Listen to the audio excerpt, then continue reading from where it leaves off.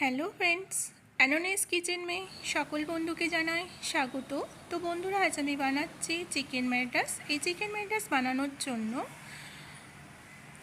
আমি এখানে 300 গ্রামের মতো চিকেন ভালো করে পরিষ্কার করে ধুয়ে নিয়ে নিয়েছি।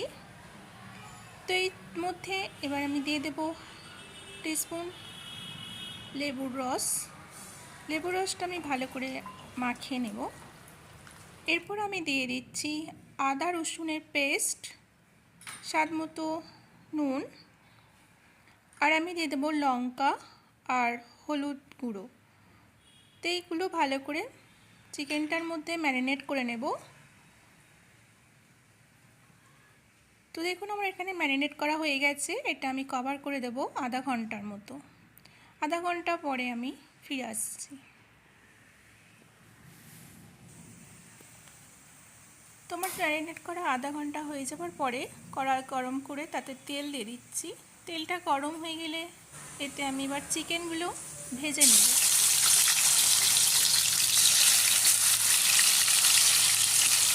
গ্যাসের ফ্লেমটা আস্তে রেখে 5 থেকে 7 মিনিটের মতো চিকেনগুলো ভেজে নিতে হবে।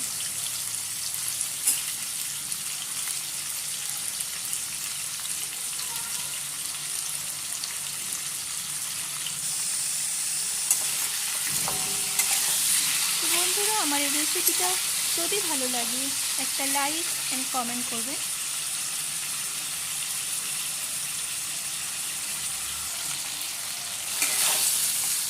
এখন চিকেনগুলো আমার ভাজা হয়ে গেছে। এবার আমি এগুলোকে তুলে নেব। চিকেন ভাজার পরে যে তেলটা আছে ওই তেলের মধ্যে আমি দিয়ে দেব লঙ্কা, জিরে, কারি পাতা। এখানে আমি 7 থেকে 8টা কারি পাতা নিয়েছি। তেলের মধ্যে আমি এবার দিয়ে দেবো পেঁয়াজ কুচনো,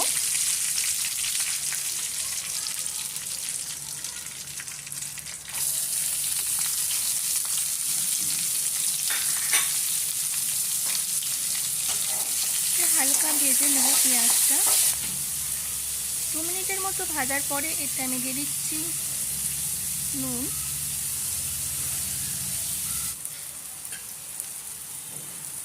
এটা আমি এবার অ্যাড করছি টমেটো,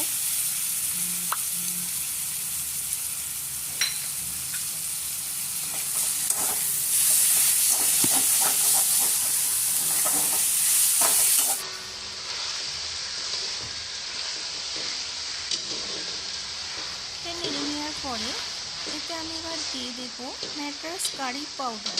তো ম্যাড্রাস কারি পাউডারের মধ্যে আমি এখানে প্রথমে ধনে, জিরে, কালো সরষে, দারচিনি, মেথি, এলাচ, হলুদ, কারি পাতা, গোলমরিচ আর 3-4টের মতো কাশ্মীরি শুকনো লঙ্কা আর দারচিনিকে কড়াই ভেজে এটা আমি গুঁড়ো করে নিয়েছি। এই গুঁড়ো পাউডারটা এবার আমি দিয়ে দেব।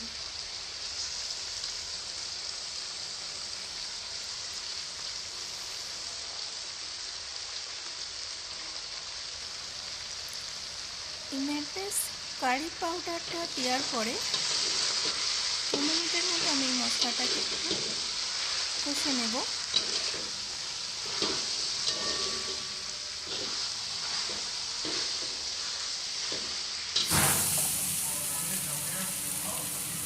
তো বন্ধুরা, এই ম্যাড্রাস কারি পাউডারের রেসিপিটা আমার ডেসক্রিপশনে পেয়ে যাবে। এবার আমি দিয়ে দিচ্ছি ভাজা চিকেনগুলো, দিয়ে আমি কিছুক্ষণের মতো এটা কষে নেব।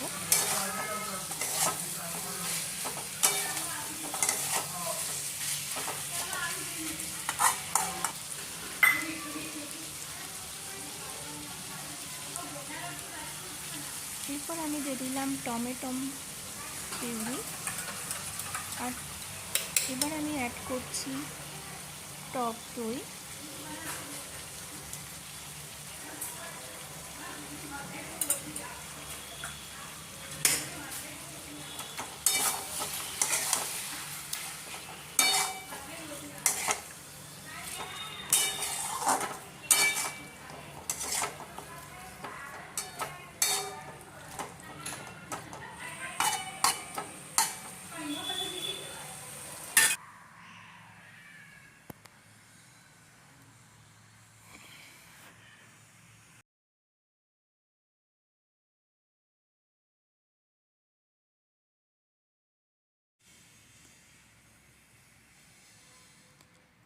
এবার আমি এতে দিয়ে দিচ্ছি গরম জল।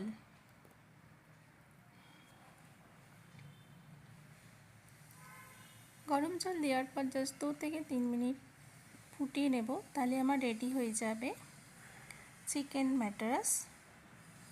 তো বন্ধুরা, যদি রেসিপিটা ভালো লাগে প্লিজ একটা লাইক, কমেন্ট অ্যান্ড শেয়ার করবেন, আর প্লিজ চ্যানেলটাকে সাবস্ক্রাইব করে পাশে থাকবেন।